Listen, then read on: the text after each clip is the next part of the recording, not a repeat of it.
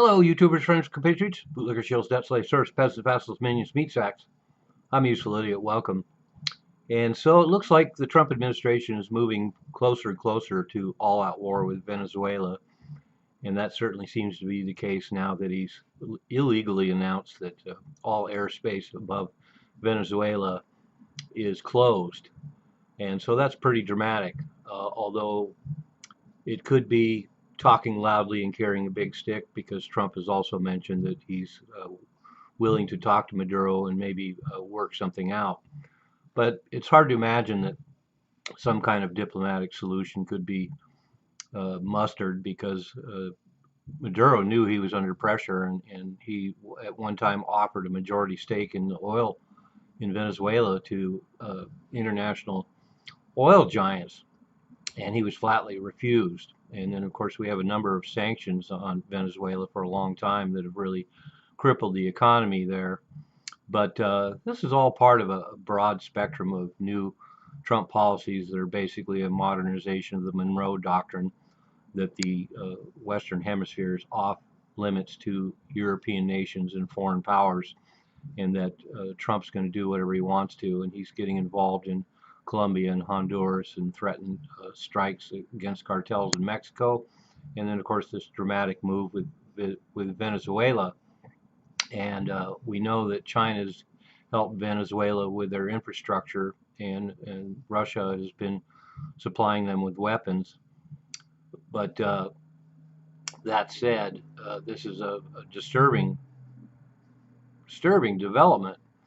And we also have a tenth of the U.S. Navy off the coast of Venezuela now. They've been targeting, with drones, they've been targeting just small boats purportedly carrying drugs. And of course, in the old days, the boats would actually be stopped and searched, but now they're just being obliterated out of the blue.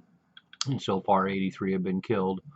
And so, what can we expect next? Well, there's been a couple of attempts to have Maduro assassinated. There's also been attempts or supposedly thwarted plans to perpetrate a false flag incident. For example, having an American ship hit off the coast of Venezuela, and that would give Trump all the reason he needs to go into Venezuela.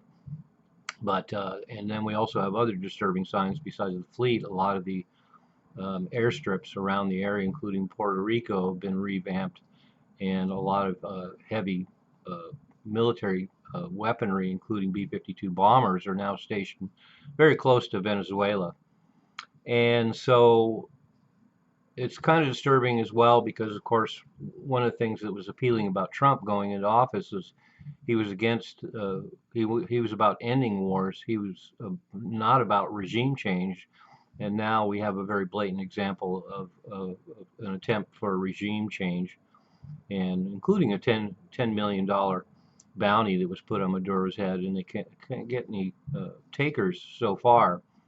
But if there is a war unleashed, and it looks like there will be, Venezuela, of course, has a very weak military. It's very large on paper, but a very weak military, and the United States could devastate their military and Venezuela's capabilities to defend itself pretty quickly, probably within a few days.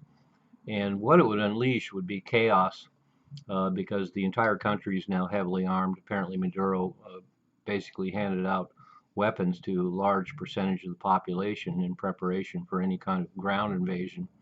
But Trump's also now authorized covert and overt strikes within Venezuela, and that will only escalate things.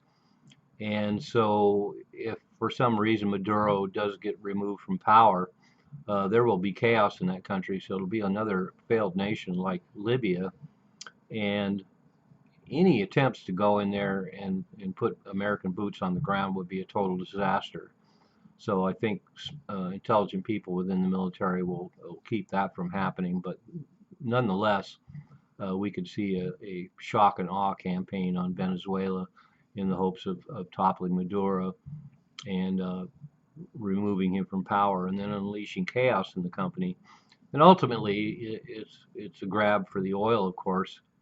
Even though Maduro offered the oil companies a stake in the oil in Venezuela.